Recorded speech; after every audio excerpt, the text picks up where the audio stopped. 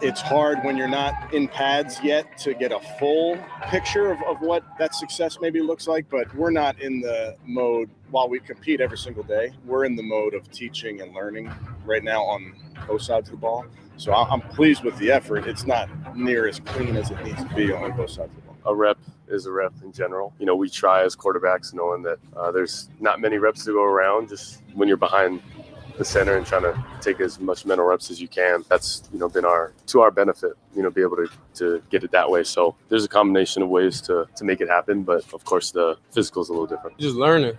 Every day, of course, I'm learning different things because I know the opportunity will come. And whenever it comes, I want to be able to know the ins and outs and know the full everything. So I don't want to really make too many mistakes when it's my time. We still need to rep everybody and get everybody ready for the preseason, for the season. So I want to get through today's practice and take in all the information, see how guys are performing at all positions. And then that's when we kind of get into the nitty-gritty of who's going where and with what groups. But I can't promise you anything on Monday. We'll see how it looks. This is Cleveland Sports Radio, 92.3 The Fan. Who's ready to put pads on? Tone, good morning. Hey. They're going on today. They're going on today. Yeah, there we go. Time to run into each other. Even though the quarterback competition's probably already over. Does seem like it, right? Four-man competition's already over, Tone. It seems like kind of crashed and burned for Kenny Pickett. And well, not to his own doing. Yeah. Sadly. Yeah, just this is... According to Adam Schefter, not Darren Schefter, Browns quarterback Kenny Pickett injured his hamstring near the end of Saturday's practice. He's expected to reevaluate the injury later this week, per sources. Pickett was coming off a strong couple of practices, per sources. And at least for the short term, there now will be more reps for Joe Flacco, Dylan Gabriel, and Shedeur Sanders. Yeah, it's inopportune time for him because he could, depending on, you know, how careful they're going to want to be with this. He might want to be with it. He might not want to be careful with it, but all eyes kind of focus on what the joint practices. And if he can't really go for the joint practices, that's it. He can't win the quarterback. So I think the quarterback competition is probably solved. And I think, and don't take this the wrong way, this could be best for all parties involved. It could be best for him. And I mean that with Kenny Pickett. And it can be best for Browns fans. It can be best for the Browns, all parties involved. Because now, instead of Kenny Pickett, if Kenny can't go, then you go, okay, we're just going to do the common sense thing. We're going to give the job to start the season off to the 40-year-old veteran. He'll be able to play complimentary football. He'll be able to put us in a position where if there's a tight game, we could possibly win that football game. A guy who knows what he's doing, because we don't know what the running back room is going to really look like, because now you got this big whole issue that's going on. We heard Andrew Berry talk about that last week. There is a chance just to kind of settle down the boat and to get things going. Because if Kenny were to start the season and Kenny were to be rough, then I think that you'd have pitchforks, you'd have torches, you'd have a lot of people out there. I mean, they're going to be coming for you already, okay? I'm trying to stave off craziness. That's all I'm trying to do. I'm trying to stave off nut job stuff. Like, we'll have these Orlovsky clips coming up at 6:20. I don't know what the guy's trying to tell Nick and Jonathan in the afternoon. I thought that was kind of bizarre, but we'll play that coming up at 6:20, and I'll let you decide for it, right? This was last week. But when I see that Kenny Pickett got hurt, I don't want anybody to get hurt. I wanted him to get a fair shot if he's going to have a fair shot at it, because he is one of the two veterans there. I didn't want to force the hand with Dylan Gabriel or Shedeur Sanders. I think I've been very clear about that. I would have went with the guy that the guys already had trusted, they had already had experience before with, and Joe Flacco. And I think that the fan base would probably be in a lot of ways the same way. Now, Joe Flacco could go out there and suck up the room really badly, and then people are going to be wanting a different quarterback out there. But I didn't want it to start off the season with anybody else, because it's, again, I think it calms down the veterans' tone. I think it certainly calms down the fan base a little bit, where you have this guy that people know. Why wouldn't you put the guy out to start off the season that people know, to try to get off on the best footing in a tough part of your schedule? Yeah, I just think the biggest focus here is that they were wasting time trying to figure out, and it was going to be an impossible evaluation process to go in with 4 quarterbacks. That was a bad process. Yeah. And just by virtue of, unfortunately for Kenny Pickett, and we apologize to his family members that have been dialed into our show and tweeting and blocking certain certain listeners of the show and fans. I didn't want him to get hurt. Good God. Yeah, nobody. We wanted somebody to emerge. We didn't want anybody to necessarily win jobs because of injuries, but there's no way I could see them starting Dylan Gabriel or Shedeur Sanders week 1. But if that was just never going to happen. So it was only going to be Kenny Pickett or Joe Flacco. And now Kenny Pickett can't take part in this process. He's going to miss at least, a week and a half, 2 weeks? Probably, yeah. All right, and that's just at least. So there's no way he can be a part of the joint practices in those scenarios. And if he's not going to be a part of those where everything is live, guys are wearing, full pads, there's tackling, there's sacking, there's coming after the quarterback. This is over. Joe Flacco is your starting quarterback week 1 against the Cincinnati Bengals. And now the competition is between Dylan Gabriel and Shedeur Sanders. Well, how bad? Because if it's that bad, you could put him on short-term IR if it's that bad. Like if again, because you're trying to get 4 guys who are the quarterbacks on the roster, because everybody can see a scenario. Now people are starting to see a scenario where, hey, you could put 4 quarterbacks on the roster, which, I don't know, you and I have been saying that there's definitely a possibility about that since when? Since the draft? Since they drafted the other 2 guys? So there's certainly a possibility there. But now you go into the season, okay, if Kenny is that injured, I don't need to rush anything with Kenny Pickett. We don't need to rush anything, right? No, because Dylan Gabriel, from everything that they're saying, from what was the quote, from the shoulders up, he's a first overall pick. Kenny Pickett's not good enough to be rushing him back to save a season. Exactly, but you don't want to put him in a bad spot. I mean, you're talking about trying to save a career, let alone save a season when it comes to Kenny Pickett. So you have a guy here who I don't want to rush anything. So how I would do it right now is I would take Joe Flacco. Joe's the starter. Then I would look at what Kenny Pickett is. And if Kenny Pickett is still hurt, do not rush this thing back. We ain't getting rid of you. We traded for you. There's no reason to get rid of you. I don't think your job's in any question. If there's anything to do, it would be on short-term IR, and we'll see at the end of the first month of the season. That's where I would put it at. So then it becomes a Joe Flacco, 6'6", big, not lumbering guy. He's a little bit more athletic than we give him credit for, but he's 40 years old, for crying out loud. You go from him to probably Dylan Gabriel.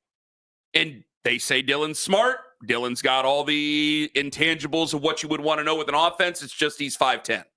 So that you go from 6'6" to 5'10", different set of skills. Could you really do that? Shedeur, you get a little bit more time to get this thing figured out, and that's where you go. And if Kenny comes back before the start of the season, you still put him in as a backup and you carry 4 quarterbacks. If Kenny is still hurt, because it's a hamstring, so we'll see how long that takes to actually get fixed. If Kenny's still hurt and you want a guy like that because he has wheels, so you want him to be at full strength. If Kenny comes back and he's still touchy on the hamstring, hey, just give it time. I got time with Kenny because I don't want to put him out there if he's not able to defend himself and he's not able to conduct the offense the right way because he's still nursing an injury. So I don't know the severity of the injury. We'll find out, I'm sure, more today. But it clears a lot of things up. In an unfortunate way, it clears a lot of things up. But then I have my succession plan right after Joe.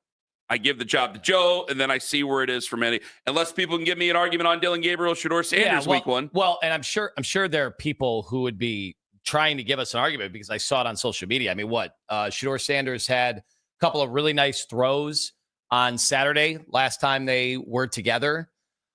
He's going up against the 3s and the 4s, The stat charting that's went on over the last few days of completions and attempts and all that has become a new level of Browns training camp that I don't think we've ever seen before. Yeah. Now I wonder what percentage of fans are truly putting stock into that, or they're using them as kind of, all right, this is kind of funny that we're doing this at all. Stats and none of the stats say which group of defense they're going against. And sometimes it's against air.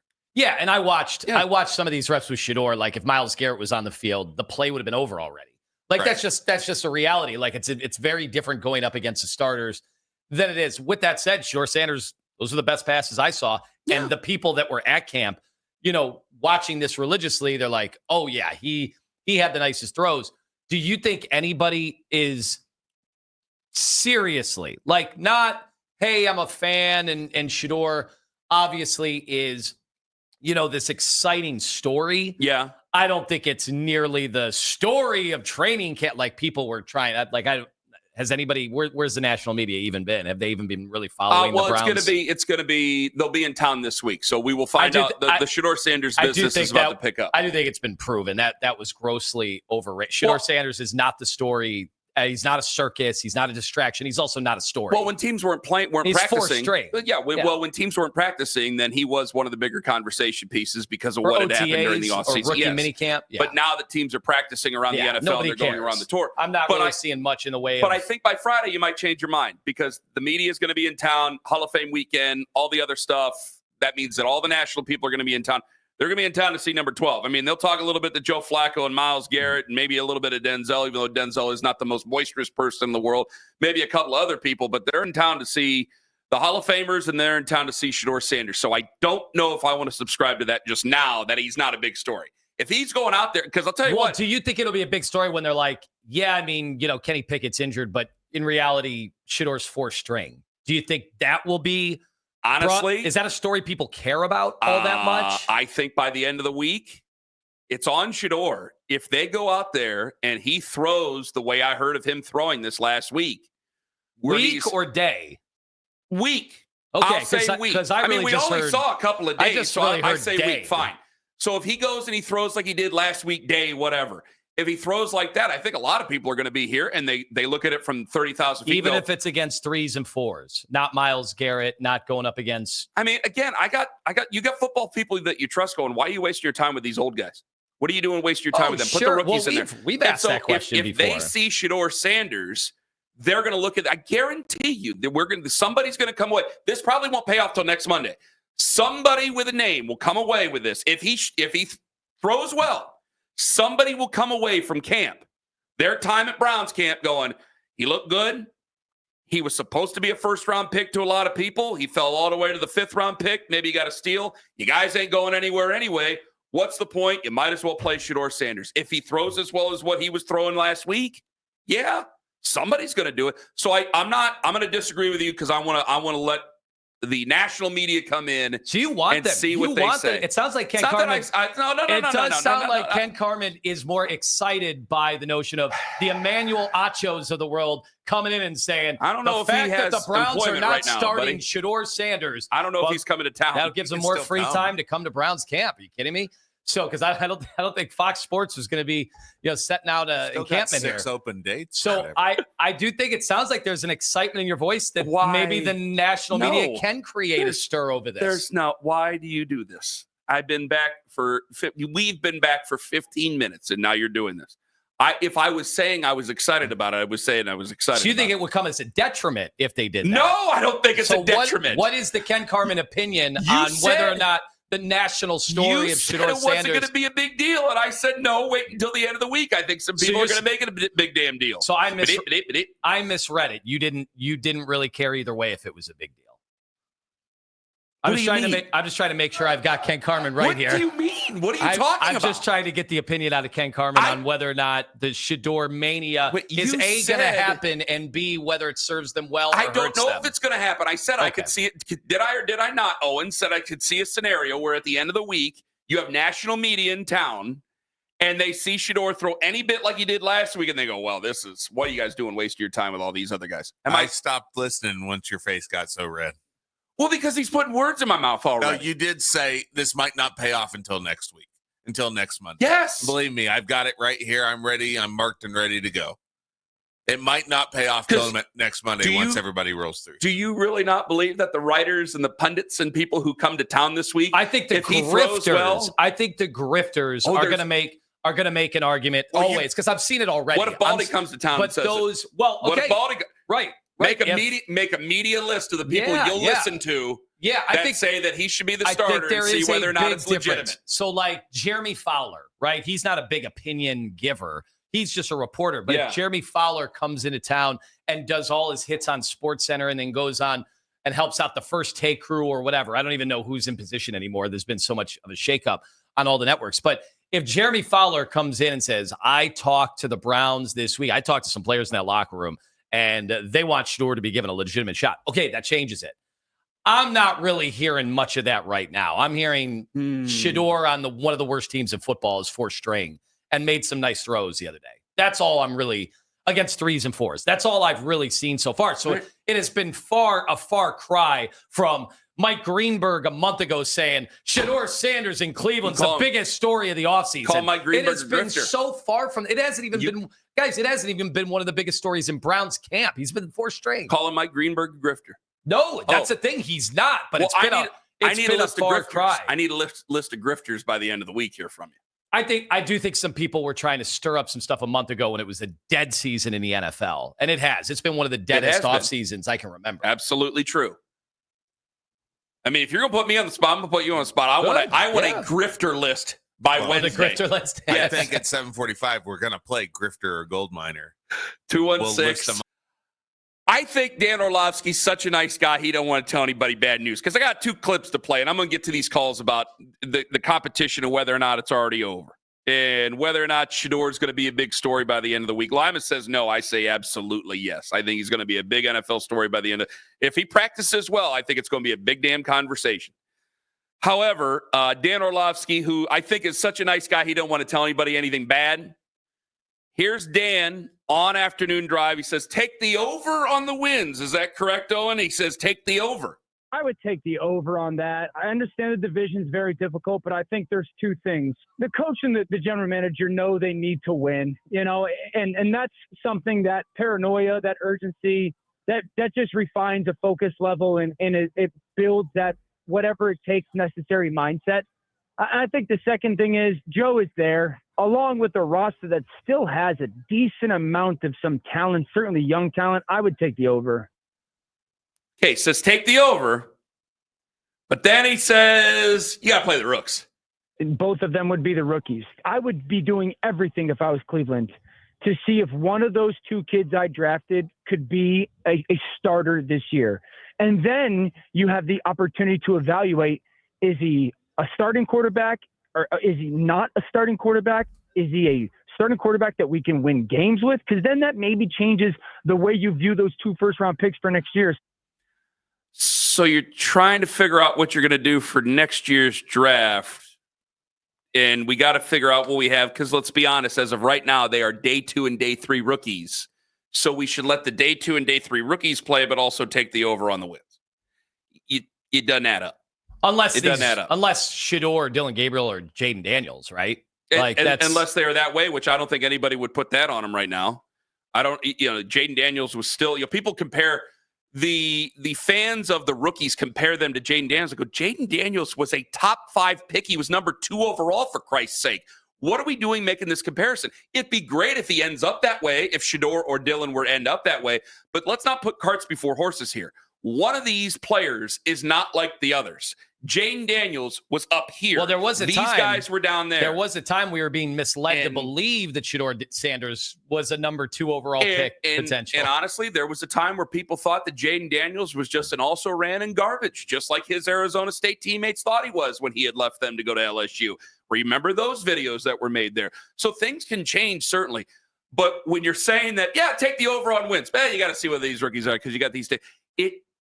He's such a nice guy. I think he doesn't want to tell anybody any bad news.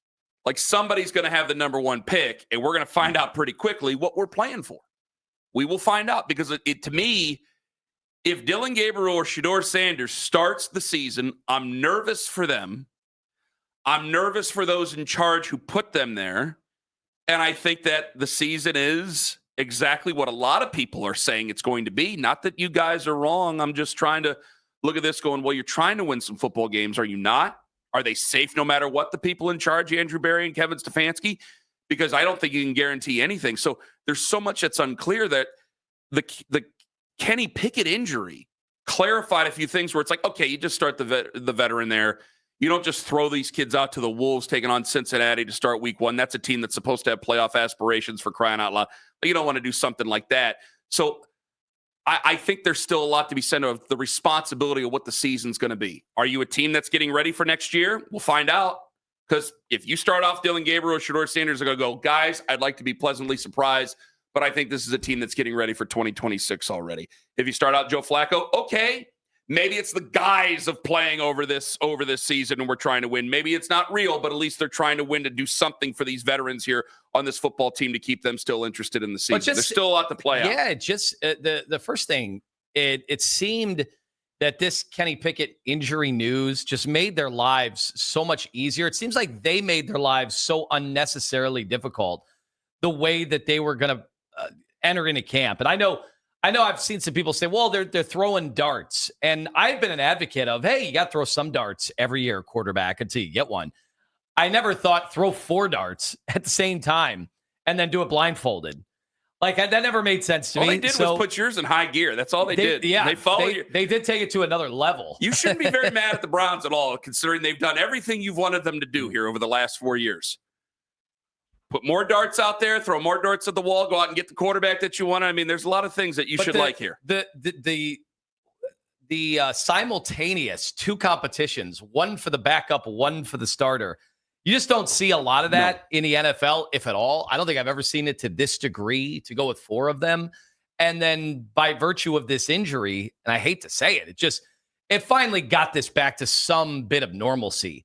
Like, now this might be able to work its way out. Like, Joe Flacco is going to be your starter week 1. We have no idea if Joe Flacco is even good anymore. He didn't look great last year, but at least he can stem the tide of, all right, locker room knows who the starter is. You've got the gauntlet of the schedule to begin the season with the 6 games, and then they'll probably be bad. And at some point, along the way of the season, it'll make sense to hand it over to, one of these rookies. Then you'll see whether or not these rookies will be good enough to force you with 2 first-round picks next year to stay out of the quarterback business in what looks to be a much more promising quarterback draft than what we just went through. Well, let me just say this before we get to Andre in North Carolina here. That's more coherent, at least. You're right. You are right. I'm not going by the first 6 games. The first 6 games are tough, man. I mean, you got the NFC North. There's 3 teams right there that are tough, and then you're going to have the Bears by the end of the season, and they're supposed to be tough as well, crying out loud. So you have a tough division in the NFC North coming at you, and you got 3 games right there in the first 6 against them, and then the other 3 are divisional games. These are tough games. I'm not just going to be beholden to the first 6 games because it's the NFL. They're all supposed to be tough. They're all supposed to be tough competition. They're professionals there. So, hey, if Joe goes out there and he sucks by the end of the Baltimore game and somebody looks like they're close, if Dylan Gabriel looks like he's close enough, or Kenny's back and he looks like he's close enough to do it, fine. Go ahead and do it.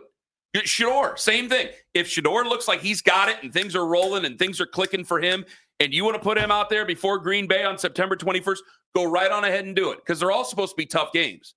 So, because we used to do this all back in the day. You can't put this guy out there against James Harrison. Why? There's other great pass rushers out there that are trying to kill people. So you might as well put him out. If he's going to play, you can't have it one way or the other. There's still going to be tough games. There's no FCS opponent out there for you to get their feet wet before they actually go up against the big boys. They're all big boys. So I'm not just the first 6 games are tough. There's no doubt about it. I don't know what the hell the Dolphins are going to be this year, but they don't look like they're going to be to the same level as those other 6 teams that you're playing. Fair. But I'm not just going to hold it to the first 6. If Joe Flacco cannot conduct the offense, or Kenny can't conduct the offense, or God knows who, then yeah, go ahead and make the move. Andre, on the free Odyssey app in North Carolina, you're next up on the Fan. Hello, Andre. Good morning, boys. How we doing? We're doing well, Andre. Go ahead. Yeah, so obviously I'm not happy about any injuries or anything, but I do think it brings some clarity. It does feel like, Flacco's going to start, right? And to be frank, he's had his best seasons under this kind of offense, whether it's the 6 games he played here or, under Kubiak, that 1 year with the Ravens. But I think Lima might be missing the point with Shedeur. And I think the biggest thing that we're going to see here is just more reps and more valuable reps. It feels like they're kind of, I think they put a term, they're putting like the handcuffs on him, like kind of back, and they're kind of letting him sit on, 4th string, not getting really quality reps. But this just brings more, opportunities for him to go win the job. Because from what I've seen, I think Gabriel looks pretty small and jittery, and Shedeur actually looks like he's got a chance. So Andre, I'll let you guys weigh in. well, you'll have more quality from Shedeur if Kenny can't practice for a prolonged period of time. And Andre, thank you very much for the call. I mean, it's a hamstring. Again, I'm in no hurry for him to get back and do it because I don't want him to be forced to be put in before he's ready to go physically. I think he'll probably be ready enough to go mentally. He's been in the league for a couple of years, but I don't want him to go out there and be pressed into it physically too much. So, yeah, Shedeur's going to get plenty of opportunities. I think Dylan Gabriel's going to get plenty of opportunities. I've not seen the jitteriness that what he brings out. But again, I've only been texting people. I was not there last week because I was off last week. So I'll be there this week to see more, to be brutally honest with everybody out there. 216-474-0092. I just think that as of right now, and again, we'll talk more about that. And obviously, we'll get back to this coming up at 7 and 7:20. I think as of right now, it's Joe Flacco's job. And there's no as of right now. I think going into week one, it's Joe Flacco's job. And the other two, I think Kenny gets put on the shelf. It's a hamstring injury. We'll see. We'll know more today. Kenny gets put on some sort of a shelf. And then it's Dylan and Shedeur. They go nowhere. We're not talking about cutting anybody. They go nowhere. It's Dylan and Shedeur, and we'll see who comes out on top when it comes to being the backup. It'll probably, by everything that I'm reading and everything that I'm texting, it'll probably be Dylan Gabriel who ends up being the backup, which, again, you're going to go from 6'6" and a great big burly fella to 5'10", but a good head on his shoulder.